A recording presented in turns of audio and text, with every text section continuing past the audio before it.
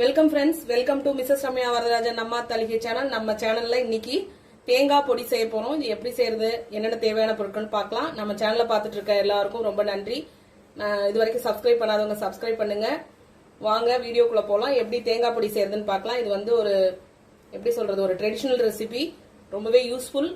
ஒரு அவசரத்துக்கு இதை வச்சுக்கலாம். முடியாத அன்னைக்கு டக்குன்னு எந்திருந்து ஒரு சாதத்துல போட்டு கலந்துக்கலாம். எங்க பாட்டி காலத்து ரெசிபி, எங்களுக்குலாம் ரொம்ப பிடிச்ச ரெசிபி கூட இது. ஸ்கூல் டைம் போறப்போ ஸ்கூல் குழந்தைங்களுக்கு ரொம்ப ஒரு சத்தான ரெசிபி கூட, வயிற்றுக்கு ஒன்றும் பண்ணாது.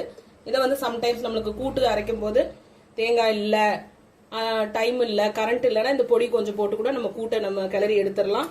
ரொம்பவே எல்லாமே உளுத்தம்பருப்பு, கடலைப்பருப்பு, இது மட்டும்தான் வீட்டில் இருக்கிற சிம்பிள் இன்கிரீடியன்ஸை வச்சு நம்ம செய்ய போறோம். வாங்க வீடியோக்குள்ள போலாம். தேங்காய் பொடி செய்ய போறோம் இல்லையா, இதுக்கு தேவையான பொருட்கள்: நல்ல பெரிய தேங்காவா எடுத்து அதை 2 மூடியா உடைச்சுக்கோங்க. அதுல ஒரு பெரிய மூடிய இந்த மாதிரி நல்லா முத்தின தேங்காவா இருக்கணும். அதை துருவி எடுத்துக்கோங்க. துருவின தேங்காய் ஒரு மூடி. உளுத்தம்பருப்பு, வெள்ளை உளுத்தம்பருப்பு, உடைக்காதது நான் யூஸ் பண்றேன், உடைச்சதை யூஸ் பண்ணலாம். இது வந்து உடைக்காத உளுத்தம்பருப்பு ஒரு 2 டேபிள் ஸ்பூன் அளவு எடுத்துக்கோங்க. அதே மாதிரி கடலைப்பருப்பும் அதே அளவு 2 டேபிள் ஸ்பூன். நான் வந்து தூள் பெருங்காயம் யூஸ் பண்றேன், அதனால பெருங்காய பவுடர். இது வந்து தேங்காய் வறுக்கும் போது சேர்த்தா போதும். கட்டி பெருங்காயமா இருந்தா நீங்க எண்ணெயிலே வதக்கிக்கலாம். இது வந்து உப்பு, கல் உப்பு நான் தேவையான அளவு எடுத்திருக்கேன். மிளகா ஒரு 8ல இருந்து 10 மிளகா எடுத்துக்கோங்க. என்னோடது காரம் ஜாஸ்திங்கிறதுனால நான் வந்து ஒரு 10 மிளகா எடுத்திருக்கேன். ஸோ இதெல்லாம் வறுத்துக்கலாம் எண்ணெயில. இந்த தேங்காய் பொடி வந்து உங்களுக்கு சாத்தோட நல்லா இருக்கும். இட்லி, தோசை எல்லாத்தோடையுமே வந்து ரொம்ப சூட்டபிளா இருக்கும். தொட்டுக்கிறதுக்கு எதுவுமே இல்லைன்னா இதை யூஸ் பண்ணிக்கலாம். இதோட கொஞ்சம் புளி வச்சு அரைச்சோம்னா நம்மளுக்கு தேங்காய் தொகையல் கிடைச்சிரும். ஸோ அந்த எண்ணெய் சுடட்டும். சுட்ட உடனே ஃபர்ஸ்ட் கடலைப்பருப்பு சேர்த்துக்கலாம். இது கொஞ்சம் வறுபட்ட உடனே உளுத்தம்பருப்பு சேர்க்க போறோம். கடலைப்பருப்பு வறுபட்டுருச்சு. இந்த நேரத்தில் நம்ம உளுத்தம்பருப்பை சேர்த்துக்கலாம். இது நல்லா வறுபட்டோன்னு பார்க்கலாம்.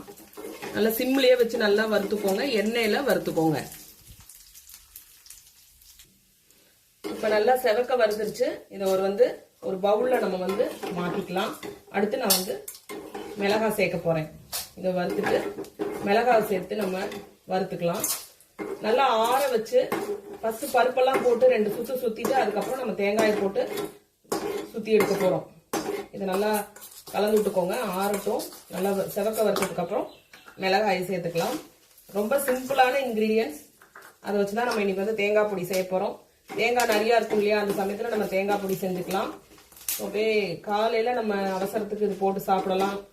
நம்ம எங்கேயாவது டிராவலுக்கு கூட எடுத்துகிட்டு போகலாம். மிளகா அப்படி போட்டு இந்த தேங்காய் இது வந்து மிளகா அப்படி போட்ட மாதிரி தான் இருக்கும். தேங்காய் மிளகா அப்படி மாதிரி தான் இருக்கும். தேங்காய் பொடி வந்து சாத்துக்கு கலந்து சாப்பிடலாம். இதை எடுத்துக்கலாம். சமயத்தில் கூட்டில் கூட 2 கொஞ்சோண்டு எடுத்து நம்ம தூவி விட்டோம்னா கூட்டும் டேஸ்டாக இருக்கும்.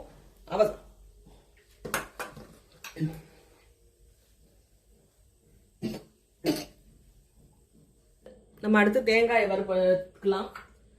தேங்காய் இப்படி சேர்த்துக்கோங்க. நல்லா வந்து ஒரு பொன்னிறமா வந்ததுக்கு அப்புறம் தான் நம்ம அதை இறக்க போறோம். ஸோ நல்லா வறுபட்டோம். நல்லா சிம்லயே வச்சு வறுத்துக்கோங்க.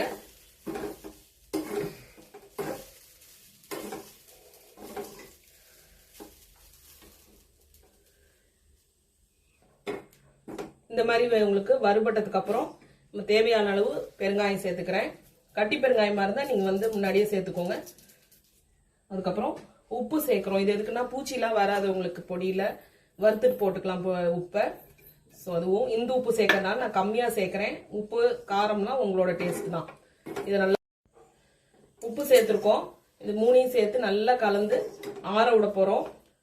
நல்லா ஆறுனதுக்கு அப்புறம் ஃபர்ஸ்ட் பருப்பெல்லாம், மிளகா பருப்பெல்லாம் சேர்த்து அரைச்சிட்டு அப்புறமா இதை வந்து நம்ம அரைக்க போறோம். இது ஒரு பவுல்ல டிரான்ஸ்ஃபர் பண்ணிக்கிறேன். நல்லா ஆற விட்டுருங்க. ஆறுனதுக்கு அப்புறம் நம்ம அரைச்சிக்கலாம். ரொம்ப ஃபைன் பவுடரா இல்லாம ஒரு சாத்துல பிசைஞ்சு சாப்பிடும்போது கொஞ்சம் வந்து கொரகொரன்னு இருக்க மாதிரி அரைச்சுக்கோங்க. ஸோ இது நல்லா வந்து ஆற வச்சுட்டு பார்க்கலாம்.